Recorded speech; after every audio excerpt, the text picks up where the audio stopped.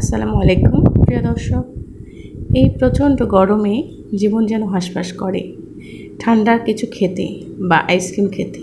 তো এই ধরনের পুডিং বানিয়ে কিন্তু ফ্রিজে রেখেও বিকেলে নাস্তা হিসেবে বাচ্চাদের দিতে পারেন। ছোট থেকে বড় সবাই এই পুডিংটা খেতে পছন্দ করবেন। তাই পুডিং বানানো বা শেখানোর কিছুই নেই, সবাই কম বেশি বানাতে পারে। তো আমি রেগুলার যেভাবে তৈরি করি সেই রেসিপিটা আপনাদের সাথে শেয়ার করেছি মাত্র। যদি ভালো লাগে অবশ্যই পাশে থাকবেন। তো প্রথমেই আমি ক্যারামেল তৈরি করে নিয়েছি। ক্যারামেল তৈরি করে যে বাটিতে আমি পুডিংটা সেট করব সেখানে দিয়ে দিচ্ছি।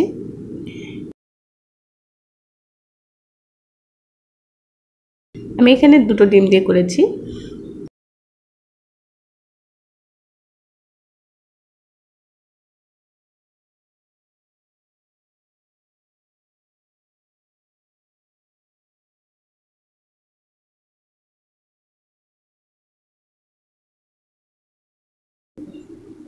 আমি 2টি ডিমের জন্য 4 টেবিল চামচ উঁচু করে চিনি দিয়েছি ভ্যানিলা এসেন্স। এতে করে ডিমের কাঁচা গন্ধটা থাকবে না। আর ভ্যানিলা এসেন্সটা যারা খেতে পারেন না তারা কিন্তু এখানে এলাচের গুঁড়ো দিতে পারেন।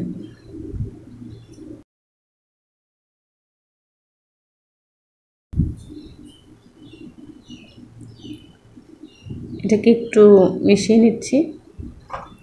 আর আমি যেটা তৈরি করব ব্লেন্ডার জারে করে নেব, এতে করে দ্রুত তৈরি হয়ে যাবে মিক্সটা।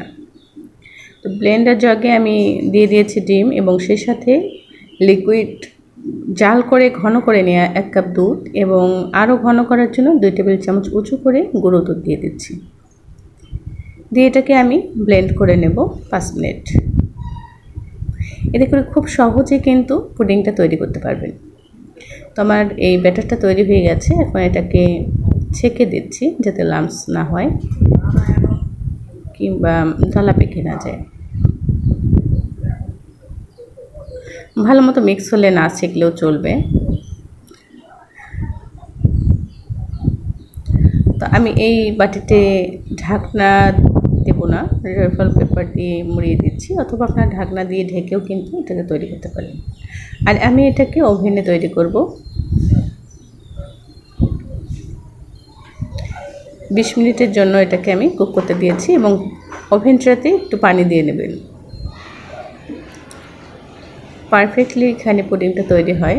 আর যাদের বাসায় ওভেন নেই তারা কিন্তু চুলায়ও করতে পারেন, সেম প্রসেসিং।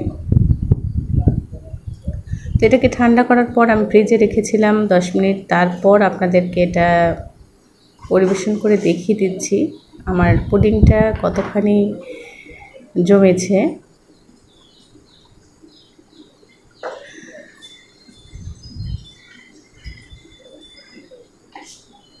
তো এই সময়টা কিন্তু অনেকটা টানটান উত্তেজনায় থাকে যে আমার পুডিংটা ভেঙে যাবে কিনা।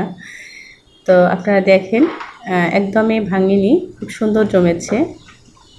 তো আমার ভিডিওটি যদি ভালো লাগে অবশ্যই লাইক করবেন, সেই সাথে যারা এখনও সাবস্ক্রাইব করেননি আমার চ্যানেলটিকে সাবস্ক্রাইব করবেন, বেশি বেশি শেয়ার করে দিবেন। আর এরকম ডেজার্ট তৈরি করে ফ্রিজে রেখে ঠান্ডা ঠান্ডা উপভোগ করবেন। আশা করি এই গরমকালটা আপনাদের জন্য ভালো কাটবে। তো আজকে ভিডিও এই পর্যন্তই, দেখা হবে আবারও। আল্লাহ হাফিজ।